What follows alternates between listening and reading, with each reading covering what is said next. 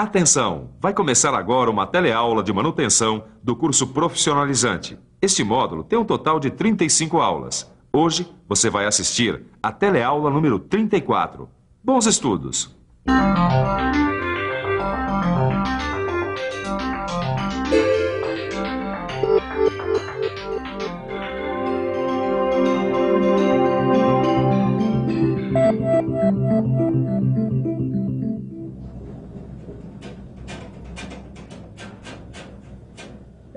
Não precisa ser nenhum especialista para saber que essa vibração é sinal de algum problema. Agora é analisar a vibração e descobrir qual é a falha, porque este é o tema da nossa teleaula de hoje, a análise das vibrações.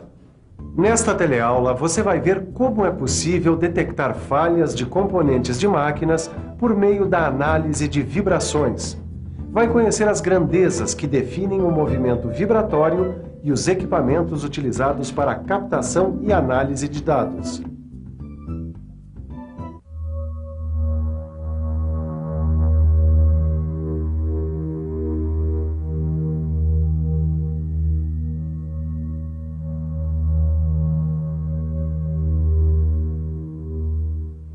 Ô Pacheco, eu não tô entendendo essa história direito, hein? É simples, cara. Esse aparelho está medindo as vibrações da máquina. É simples pra você que entende do assunto, né? Agora eu não sei nem direito o que é vibração, quanto mais o que tem pra medir aí. Claro que sabe. Pensa numa coisa que vibra. Tipo uma corda de violão. O som que você ouve vem da vibração da corda do violão. A ação de uma força provoca um movimento vibratório. Agora repare numa coisa. A corda em repouso sobre a marcação no violão. Quando ela vibra, ela se desloca de um lado para outro do eixo de repouso.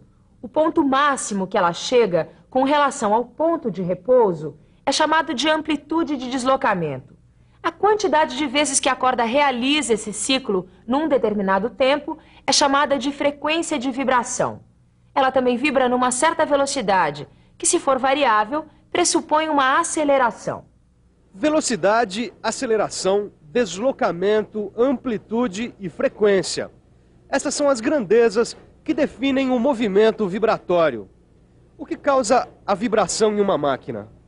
Normalmente são as falhas de componentes mecânicos ou defeito de funcionamento. Se houver algum defeito em qualquer componente mecânico, vai se refletir em uma vibração diferente em determinado ponto da estrutura.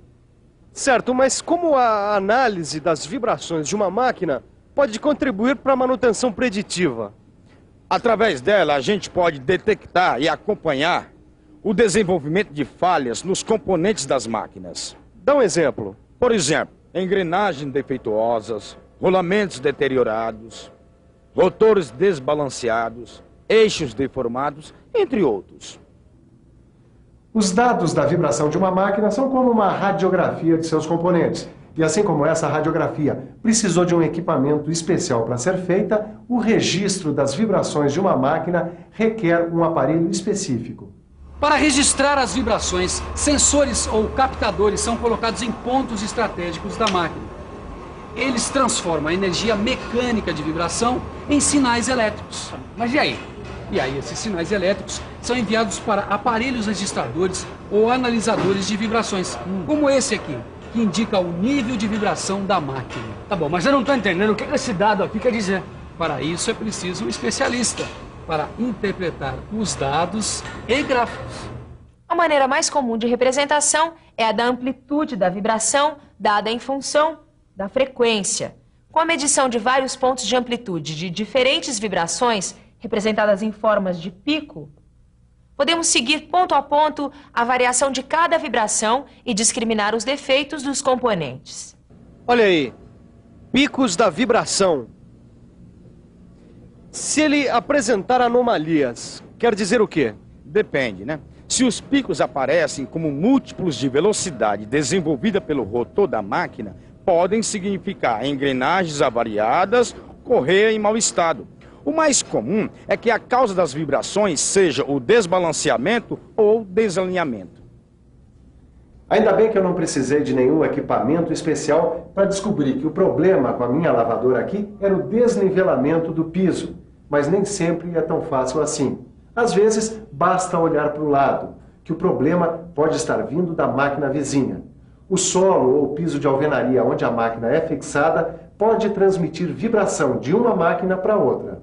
A vibração de máquinas vizinhas podem criar picos com frequências não relacionadas à frequência do rotor.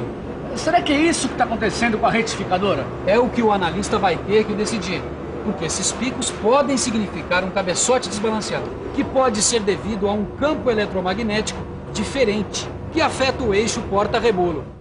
Cada componente de uma máquina possui uma frequência própria de ressonância.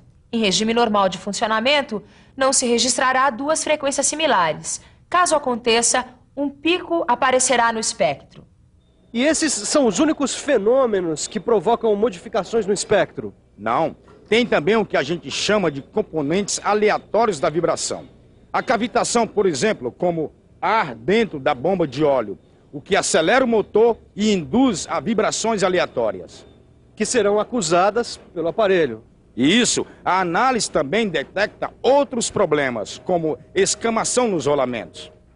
A escamação das pistas do rolamento provoca uma ressonância no mancal, que seria registrada nas altas frequências na análise espectral. Mas tem uma outra coisa que também provoca vibrações de alta frequência: o atrito. Olha uma marca de atrito. E todo atrito provoca o mesmo tipo de vibração, né? Claro que não. A intensidade e a frequência de vibração vai depender da natureza dos materiais em contato e do estado da superfície. E tudo isso é captado por aqui, né?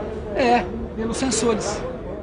Os sensores, como a gente já viu, transformam as vibrações em impulsos elétricos. Eles podem ser eletrodinâmicos, piezoelétricos ou indutivos. Eles diferem quanto ao sistema de detecção. Dos sensores, os sinais elétricos passam para o registrador de vibrações. E ele mede o quê? A amplitude das vibrações e sua frequência. E é isso o que permite identificar a fonte causadora das vibrações, não é? É, mas os dados devem ser anotados para análise posterior. Ao contrário dos analisadores, que, ligados a um processador, analisam imediatamente os dados recolhidos, comparam espectros, etc. Pacheco, ainda tem um mistério aí, hein? Qual é? Esse aparelho aqui coleta dados sobre frequência, deslocamento, velocidade de cada vibração. E qual é o mistério? É muita coisa diferente para uma medida só, né? Mas para cada coisa tem uma medida própria. Tem? Tem. A amplitude do deslocamento é medida em micrômetro. Um micrômetro é igual a 1/1000 de milímetro. A trajetória completa de um ciclo, quer dizer, a frequência de vibração, é medida em hertz, que equivale a 1 ciclo por segundo. E a velocidade é medida em milímetros por segundo. Milímetros por segundo, velocidade, deslocamento, frequência, tudo isso é medido de cada vibração. É, a análise de tudo isso e a comparação de dados pode identificar um possível problema na máquina. Eu tô meio confuso, Pacheco. São tantos problemas diferentes com as máquinas ligados às vibrações que o melhor é consultar a tabela com o resumo das principais anomalias ligadas às vibrações que tem aí no seu livro. E o bom também é fazer uma revisão. E atenção, se liga aí que é hora da revisão. Na teleaula de hoje, você aprendeu que através da análise de vibrações é possível detectar falhas de componentes de máquinas. Viu quais grandezas definem o movimento vibratório. E conheceu o equipamento utilizado para a coleta e registro dos dados das vibrações mecânicas. Não deixe de consultar o seu livro e fazer os exercícios. Até a próxima!